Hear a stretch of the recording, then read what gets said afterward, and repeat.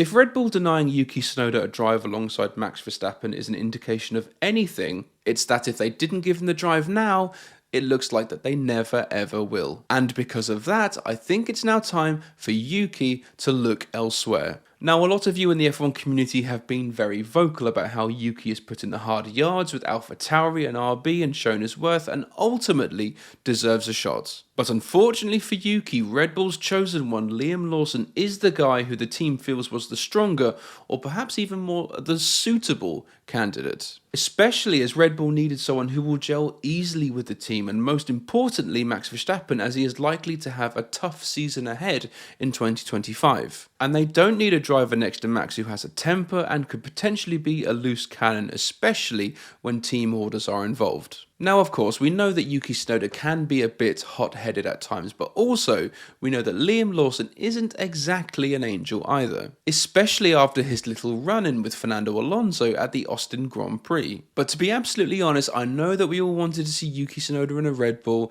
fighting his way around at the front. It's what the heart wanted, and it was probably more out of curiosity as well, just to see what would actually happen. However, though, if Red Bull wants harmony and smooth sailing in front of them, I just have a feeling that Lawson was the more suitable choice, especially after the outright unpredictability and just general mess that was the final year of Sergio Perez. Disappointment after disappointment, but also not being able to get rid of him because of what appeared to be commercial commitments with the very wealthy Mexican sponsors. And understandably, Red Bull are going to want to avoid running into a situation like that again at all costs. Because whether you like it or not, out of Lawson and Tsunoda, Lawson seems to be more of a Red Bull guy. And I know, of course, Tsunoda is a Red Bull guy as well, but also he does have these deep connections with Honda. After all, they have backed him all the way from the junior categories up to Formula 1. So whilst right now he's allied to Red Bull, he also has these ties or even baggage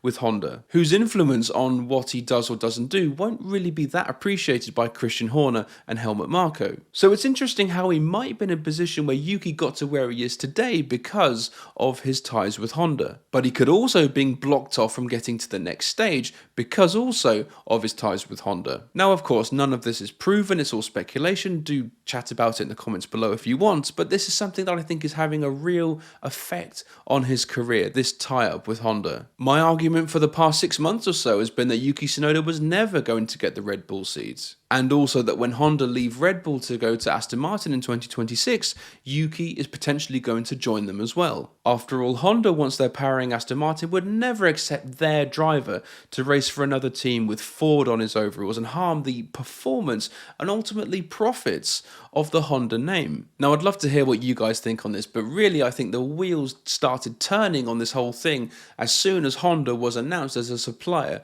to Aston Martin. Now, although it's never confirmed or even admitted, I sense a massive part of that deal Honda has with Aston Martin is that they'll have a say over who gets one of the seats in the team. And in case you're new to F1, this is something that Honda has done in F1 for quite some time now. More often than not in recent years, a team which has had a Honda engine in the back has also had a Honda driver in one of the seats. And I just sense that we are about to see exactly the same thing with Yuki Tsunoda and Honda at Aston Martin. After all, Tsunoda is so intricately tied with Honda and he has this legacy with them, as is the way with many Japanese drivers being associated with particular car manufacturers. You would never have seen Takuma Sato in a car powered by anything other than Honda back in the day, F1, IndyCar or otherwise. And on the other side of the coin, his countryman Kamui Kobayashi is an all-out Toyota guy and wouldn't be seen in anything else, but only if Toyota are not running in that particular series. But the thing is with Yuki, rather than him lamenting on this situation of not getting the Red Bull drive and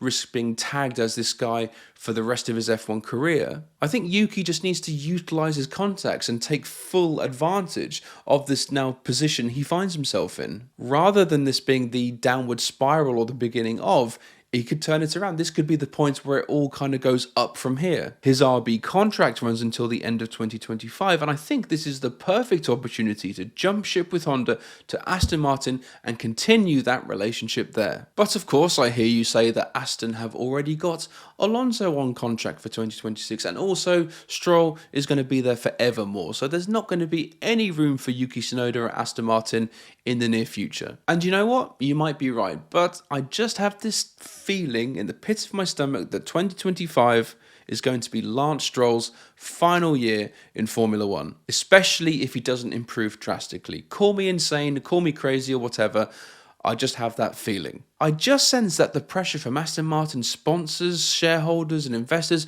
will be too much. And also with Honda and Adrian Newey coming on board, this changes the game drastically. Aston Martin will now be a works team, not a customer team. The time for fun and games will be over, and this also includes the adventures of Lance Stroll. After all, though, he could still go out and compete in Aston Martin's new endurance project with their Valkyrie. He still stays tied in with the team, but he's kind of still out of the way as far as F1 is concerned, so it's a win-win situation. But then, let's say I'm wrong, and Lance remains at Aston Martin alongside Alonso for 2026. Then what happens to Yuki? Well, this puts him in a very difficult spot, because not only does he have to plan ahead, that being a seat for some time in the future, he also has to plan and deal with the right here, right now, with the same amount of interest. And what I'm talking about here is how he's going to stack up against his new rookie teammate, Isaac Hadjar. With 4 seasons of F1 under his belt now, Yuki must convincingly beat Hadjar in all areas. Not only to show Red Bull that they've made an error overlooking him for Lawson, but also to show that he is a driver that brings results and value, and he's the one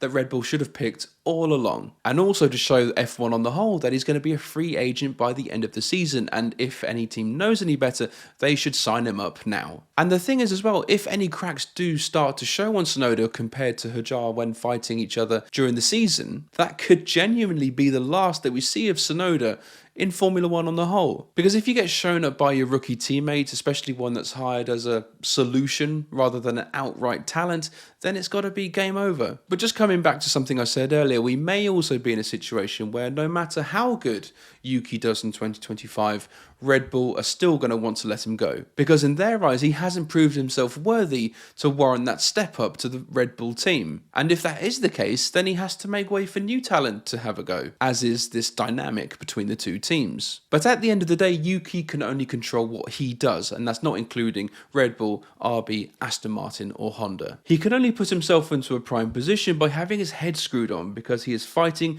for his immediate survival right now, rather than his long-term growth. If he does well in 2025, then possibly conversations with perhaps other teams could be opened up. However, though, it's going to be interesting to see if his Honda connection comes into play at all. And to be honest, it would certainly break a Honda trend if it didn't. But rather worryingly though for Tsunoda, I can't really imagine him at any other team on the grid right now, especially considering the other team's current driver lineups and what they have coming through the pipeline at the moment in terms of young drivers. But what's interesting right now is that Honda are the work supplier, or more accurately engine partner, to Red Bull, and also supply customer engines to RB. So I don't think it's outside the realms of possibility that when Honda do start supplying these engines to Aston Martin, they'll want to find another customer for those engines, as they won't be supplying RB anymore. Now, whether that's actually an existing team or perhaps even a new 12th team that we might see later down the line, perhaps even a Super Aguri 2.0, that Honda connection could give Yuki a drive, only if though he keeps up his end of the deal. So with the motivation to keep Christian Horner and Dr. Helmut Marko happy at an all-time low, Yuki must embrace Honda even more, because right now they may be the key to his post-Red Bull drive, whether that's in F1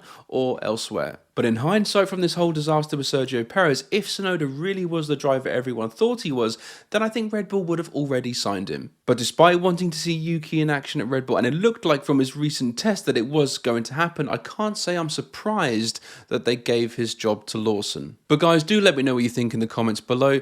Did he deserve the drive of Red Bull? Did he not? Did Red Bull make the right decision? Let me know below. See you guys later. All the best. Cheers.